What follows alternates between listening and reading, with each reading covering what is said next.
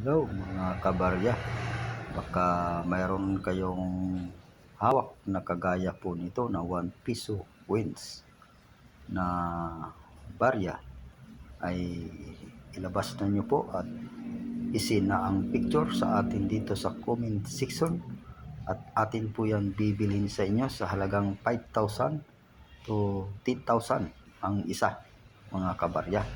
Basta kagaya lang po nito ng aming mga nasa video, nyo lang po ang amin binibili. Hindi po yung kung ano-anong mga coins po ang inyong nilalabas.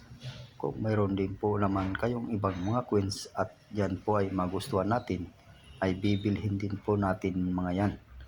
Kaya mga kabarya, kung mayroon po kayong mga hawak na kagaya po nito, ay ilabas nyo na po at ibenta na po yan sa amin at bibilhin po namin yan sa halagang 5,000 to 10,000 po ang isa. Yan po ay tinatawag nila na coins error ng amin kasamang coins collector. Kaya marami pong salamat sa lahat po na nag-follow, and thank you and God bless to all.